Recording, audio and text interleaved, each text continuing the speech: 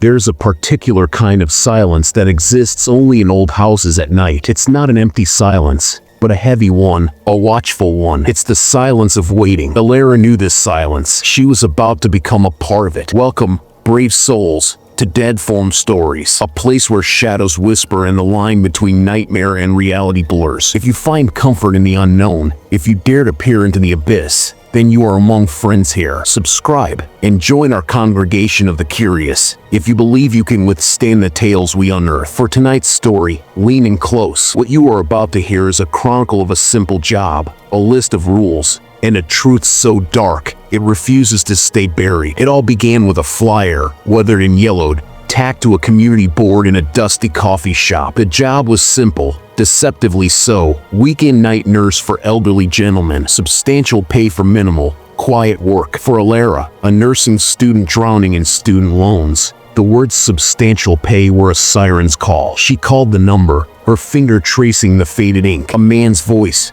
crisp and devoid of warmth, answered. He identified himself as Mr. Blackwood. He asked few questions, seemed almost desperate. The interview, he said, would be held at the residence. That should have been her first warning. Blackwood Manor sat at the end of a gnarled, oak-lined driveway, a hulking silhouette of Victorian architecture against a bruised twilight sky. The air was cold, carrying the damp, earthy scent of decay and old leaves. As Alara stepped out of her car, the only sound was the crunch of gravel under her feet and the distant, mournful cry of a whippoorwill. The house itself seemed to draw breath, its many darkened windows like blind eyes. The front door was massive, crafted from dark, heavy wood, and before she could even lift the tarnished brass knocker, it swung inward without a sound. Mr. Blackwood stood there. He was a tall, gaunt man, dressed in an impeccably tailored but outdated black suit. His hair was the color of polished silver, and his eyes were the pale, chilling gray of a winter sky. He did not smile. "Miss Vance," he said, his voice a low monotone. "You are punctual. That is good. Come in." The foyer was a cavernous space, dominated by a grand staircase that curved up into oppressive shadow. The air inside was stale, thick with the smell of dust, polished wood, and something else, something faintly sweet and cloying, like old flowers left to rot in a vase. A single, crystal chandelier hung overhead, its prisms catching the dim light and casting fractured, dancing rainbows on the walls. They were the only thing in the house that seemed alive. Mr. Blackwood led her not into a sitting room, but to a small, austere study. He gestured for her to sit in a stiff leather chair while he remained standing, his hands clasped behind his back. "The role is simple," he began, his gaze fixed on a point just past her shoulder. "You will care for my father, Alistair Blackwood, from 10 p.m. to 6 a.m., Saturday and Sunday nights. Your duties are minimal. He is largely nonverbal and bedridden. You are to ensure his comfort. That is all." He then produced a single sheet of heavy, cream-colored paper. At the top, typed in a severe, old-fashioned font, were the words, "Protocol for the nocturnal care of Alistair Blackwood." "These are not suggestions, Miss Vance," Mr. Blackwood said, his voice dropping to a grave whisper. "They are absolutes. Your safety, and his, depends on your adherence to every single one. Do you understand?" Alara took the paper. The rules were peculiar. Rule 1. Upon your arrival at 9:55 p.m., you will proceed directly to the second floor west wing. The door at the very end of the hall is his room. Do not acknowledge any other closed doors you pass. Do not stop. Do not listen. Rule 2. A single oil lamp will be provided. Electricity is unreliable in the west wing. You will use only this lamp. No flashlights. No phone lights. Rule 3. At precisely 10 p.m., you will enter his room. You will not knock. The door will be unlocked. Rule 4. You will find my father in his bed. You are to check his vitals once, at midnight. Do not speak to him. Do not attempt to make eye contact. He does not like to be looked at directly. Rule 5. A porcelain water pitcher and a single glass will be on the nightstand. If the water is low, you may refill it from the en-suite bathroom. Do not, under any circumstances, look at yourself in the bathroom mirror. If you must use the facilities, use the small washroom on the first floor before your shift begins. Rule 6. The grandfather clock in the hall will chime the hour. On the final chime of 2 a.m., you will hear a sound from within the walls. It will sound like a child whispering. You are to ignore it. It is not a child. Rule 7. At 3:33 a.m., you will leave the room. You will walk to the end of the hall, descend the back staircase to the kitchen, and pour yourself a single glass of milk from the ceramic jug in the icebox. You will drink it standing at the kitchen sink. You will then return immediately to the room. This is not a break. It is a requirement. Rule 8. Under no circumstances are you to open the curtains, no matter how much he may stir. The moonlight is harmful to him. Rule 9. If you hear music, faint and distant, coming from the 3rd floor, hum a tune, any tune, loudly until it stops. Do not let the other music get inside your head. Rule 10. You will not sleep. You will not even close your eyes for more than a blink. Something will be watching for that. Your vigilance is your shield. Alara looked up from the paper, a nervous laugh catching in her throat. This is very specific. Is this some kind of test? A prank? Mr. Blackwood's expression did not change. The pay is $5,000 for the weekend. Cash. Upon completion of your 2nd shift. The rules are not negotiable. Do you accept the position? $5,000. It was an obscene amount of money. It would solve so many of her problems. She looked from his cold, serious face to the bizarre list, then back again. Her rational mind screamed at her to run, to get back in her car and never look back. But the money, it whispered a much more seductive, dangerous promise. I accept, she said, her voice barely a whisper. A flicker of something, relief, pity, crossed Mr. Blackwood's features before it was gone. Very well. Your 1st shift begins tonight. I will be departing the premises shortly. You are not to contact me for any reason. I will return at 6:01 a.m. to relieve you. He turned and left her there, in the silent study, the list of rules feeling heavy and alien in her hands. The house seemed to press in around her, its silence now feeling less like an absence and more like a presence, holding its breath in anticipation. The hours until her shift dragged by. Alara sat in her car, the engine off, the cold seeping into her bones. She tried to rationalize the rules. An old man with dementia, perhaps, who had strange phobias, a family with eccentric traditions. The money was the key. They had to pay this much to get anyone to agree to these conditions. That thought should have been the final, blaring alarm, but she smothered it with thoughts of financial freedom. At 9:55 p.m. precisely, she stepped back into the foyer. The house was darker now, the chandelier extinguished. The only light came from the small oil lamp she carried, its flame dancing nervously, casting long, leaping shadows that seemed to twitch and writhe with a life of their own. The sweet,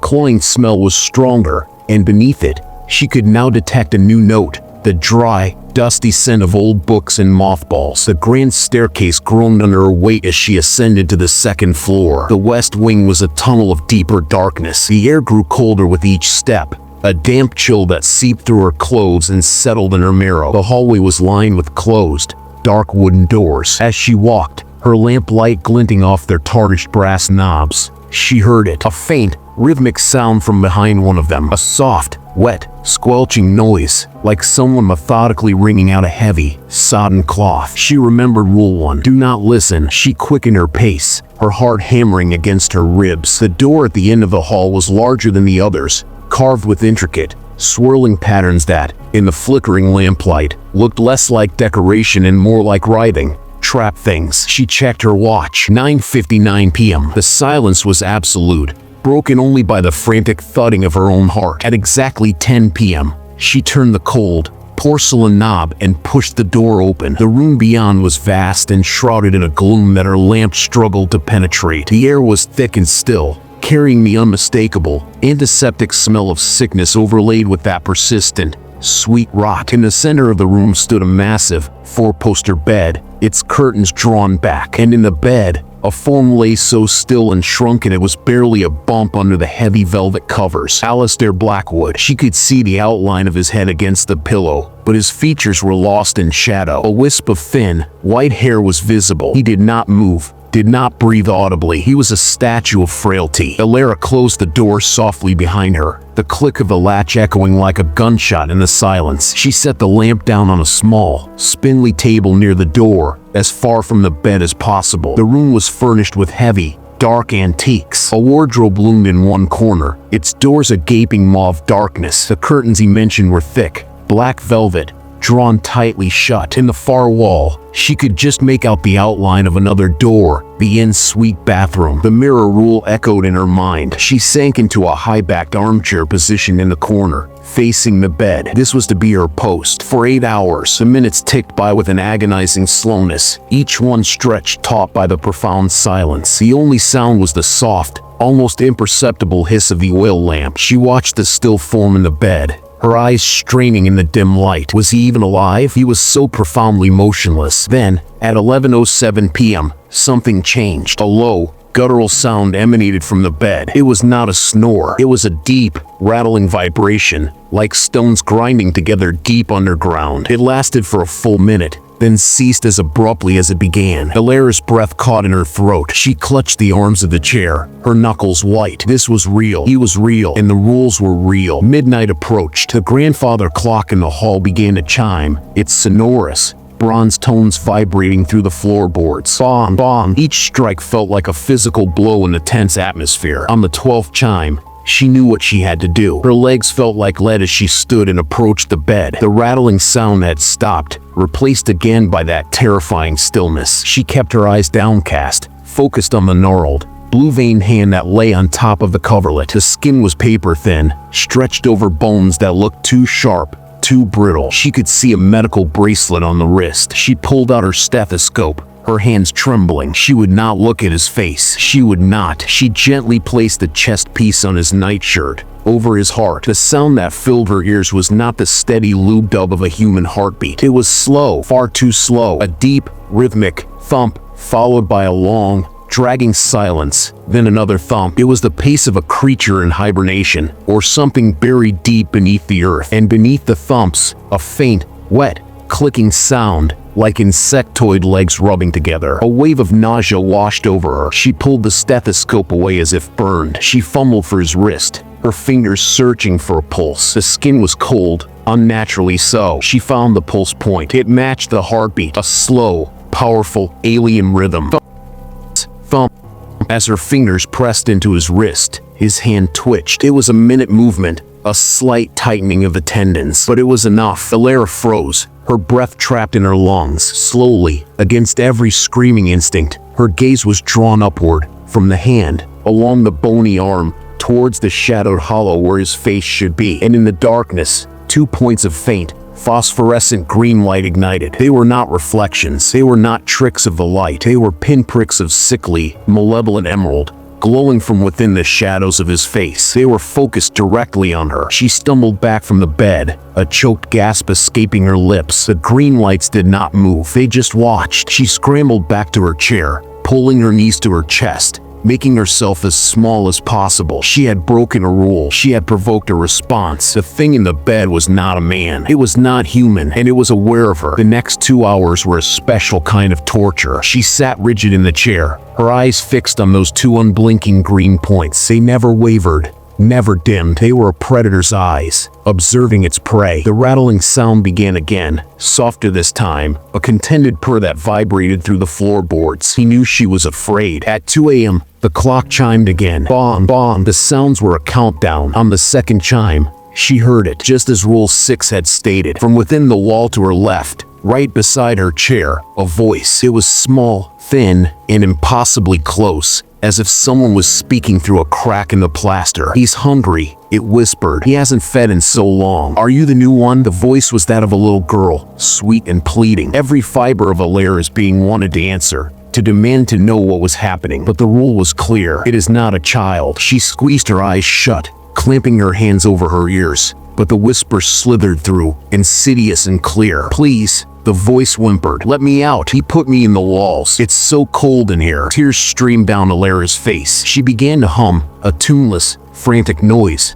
trying to block it out. The whispering continued, growing more desperate, more angry, before finally fading away as the final chime of 2 echoed into silence. The thing in the bed let out a soft, wet chuckle. The tension was a physical weight on her chest. When the clock began to chime for 3 a.m., she felt a spark of grim relief. 3:33 a.m. was coming. The milk run, an escape, however brief, from this room. The minutes crawled. 3:31, 3:32. At 3:33 exactly, she didn't hesitate. She stood, grabbed the lamp, and hurried to the door, not daring to look back at the green lights. She slipped out into the hall, the oppressive atmosphere of the bedroom lifting slightly, though the watchful silence of the house remained. Rule 7 was specific: the back staircase. She found it, a narrow, twisting servant's staircase tucked away behind a discreet door. It was even colder here, the steps worn smooth and bowed with age. The descent was a journey into a deeper, more utilitarian part of the house. The kitchen was a time capsule from the 1920s,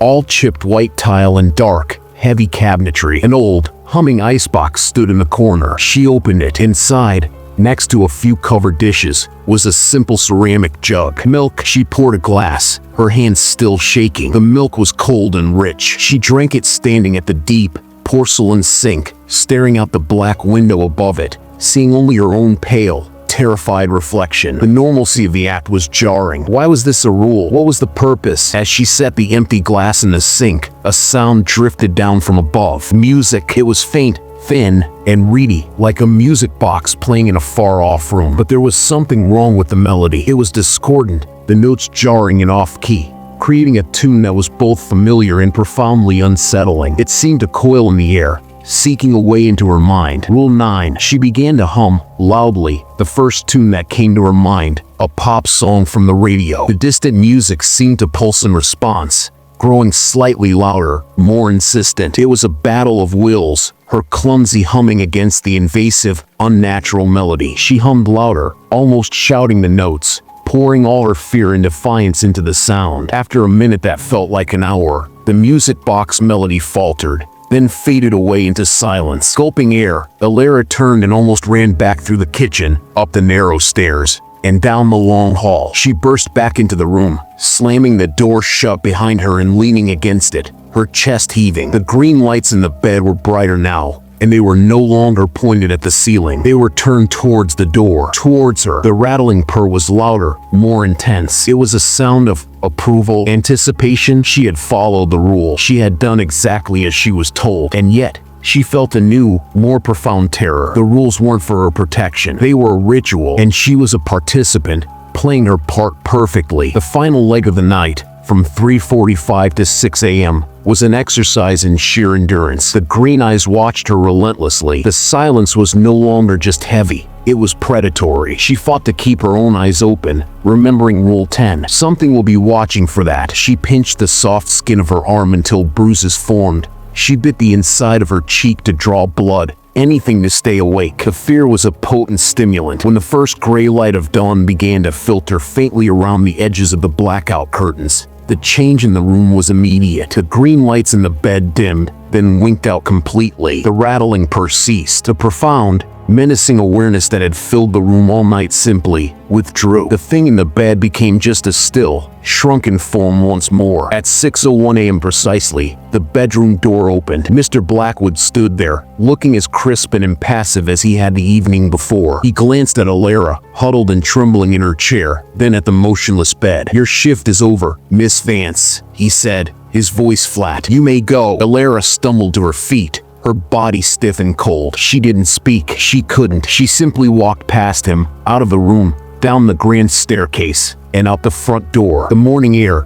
cold and clean, had never felt so precious. She collapsed into her car, sobbing with relief. She drove home in a daze, the events of the night feeling like a fever dream. The $5,000. She had to go back. One more night. She could survive one more night. She had already done it once. She told herself it was the money. But a deeper, more terrifying part of her was curious. She had to know. What was Alistair Blackwood? The second day was a blur of exhaustion and dread. She slept fitfully, her dreams filled with green lights and whispering walls. When she returned to Blackwood Manor that evening, the fear was a cold stone in her gut. The routine was the same. Mr. Blackwood handed her the cash for the first night without a word, his expression unreadable. The rules were reiterated. The heavy door closed behind her at 9:55 p.m. The second night was worse. The silence felt more expectant, the green lights brighter from the moment she entered. The whispering at 2 a.m. was different. "He likes you," the little girl voice cooed from the wall. "He's showing you his true face tonight. Don't be scared. It will be quicker if you don't struggle." She hummed her tuneless hum,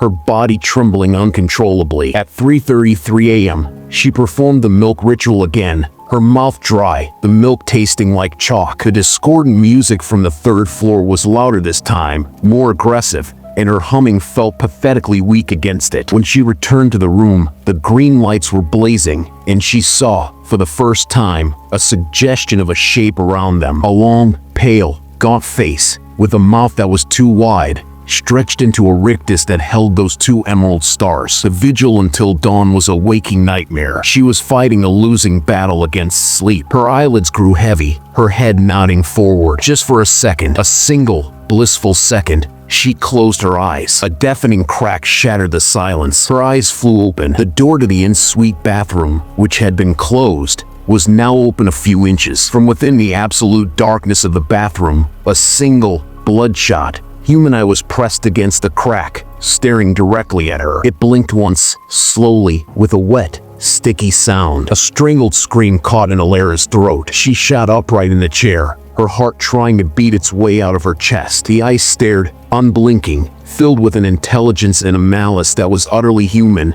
and utterly mad. From the bed, the rattling sound became a low, gurgling laugh. She had broken a rule. She had closed her eyes, and something had been watching. The eye remained at the crack in the door until the first hint of dawn. As the room lightened, it slowly withdrew back into the darkness, and the bathroom door swung shut without a sound. When Mr. Blackwood entered at 6:01 a.m., he stopped just inside the doorway. He looked at Alara, who was catatonic with terror, then his eyes scanned the room, lingering on the now-closed bathroom door. For the first time, she saw a flicker of genuine emotion on his face. It wasn't concern for her. It was annoyance, irritation, as if a complex and delicate experiment had been contaminated. "It seems your vigilance faltered," he said coldly. He handed her a thick envelope. "Your payment, as agreed. You will now leave. You are never to speak of this. You are never to return." Alara didn't need to be told twice. She snatched the envelope and fled. The image of the bloodshot eye burned into her mind forever. For weeks, she tried to forget. She paid off her debts, but the money felt dirty, cursed. She jumped at every sound, slept with the lights on. The curiosity, however, was a poison in her veins. She had to know what was in that bathroom. She had to know what the Blackwoods were hiding. She began to dig. It was difficult. The Blackwoods were a reclusive, old-money family with a history that seemed to deliberately obscure itself. But in the digital archives of a defunct local newspaper, she found a brief, tantalizing article from 1923. It mentioned a tragedy at Blackwood Manor. Alistair Blackwood, then a young, promising anthropologist, had returned from an expedition to a remote, unmapped region of the Carpathian Mountains. The article was vague, but it spoke of a profound personality change and the subsequent, mysterious deaths of his wife and young daughter. The daughter, the article noted, had simply vanished. The case was never solved. An anthropologist, an expedition, a vanished daughter, a father who never aged, who was harmful in the moonlight, who had the heartbeat of a reptile and eyes that glowed in the dark. The pieces began to click into a horrifying mosaic. Alistair hadn't just found something on his expedition. He had brought something back, or perhaps something had followed him home, and it had taken up residence inside him. The thing in the bed wasn't Alistair Blackwood. It was a parasite, a passenger, wearing his skin, sustained by, what? The silence, the fear, the rules, and the bathroom. The eye. Who was that? The real Alistair, trapped in the one place he could see the monster that had stolen his life, or something else, another victim, another piece of the ritual. The final, chilling piece of the puzzle fell into place when she managed to find a copy of Alistair's unpublished doctoral thesis, buried in a university archive. The title made her blood run cold: Funerary Rites and the Transference of Consciousness in the Cults of the Old Carpathians. The thesis was dense, academic, but one passage leaped out at her, its words searing themselves into her soul. The most esoteric of these cults believed that death was not an end, but a fragile door. They practiced a form of ritualistic symbiosis, where a dying elder's consciousness, their spark, could be transferred to a living, familial host, granting a form of prolonged, parasitic immortality. The transfer was not perfect. The host body would slowly decay, requiring specific nocturnal conditions to stabilize the union. The original consciousness of the host was not erased, but suppressed, often trapped in a state of perpetual, silent agony, a prisoner within its own form. The rituals to maintain this blasphemous existence were precise and unforgiving, designed to contain the host's terror and feed the parasite's unnatural life. To break a ritual was to risk the fragile balance, to allow the trapped host a moment of screaming clarity, or worse, to allow the parasite to fully awaken and seek new sustenance. Alara stopped reading. The room spun around her. The rules: the milk at 3:33 a.m., a stabilizing agent, the avoidance of mirrors,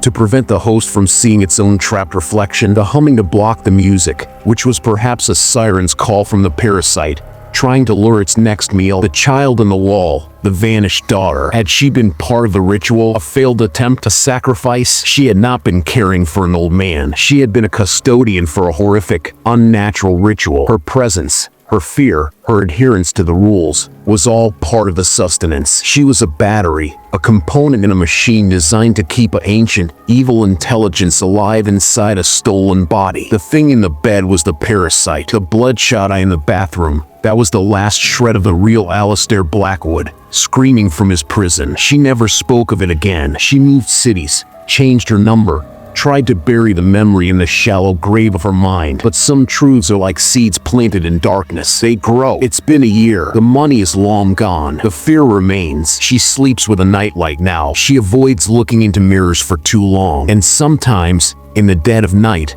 when the house is too quiet, she hears it. Not a whisper from the walls, not a discordant music box, but a sound from her own bedroom. A soft, wet, rattling breath. And when she dares to open her eyes, she sees them, just for a fraction of a second, floating in the darkness at the foot of her bed before they vanish. 2 pinpricks of faint, phosphorescent green. The rules were not for her protection. They were a lesson, and the thing she discovered at Blackwood Manor did not stay at Blackwood Manor. It discovered a new, promising host, one who already knew the ritual, one who was already ripe with fear. Some doors, once opened, can never truly be closed, and some silences are not empty. They are simply waiting for you to make a sound.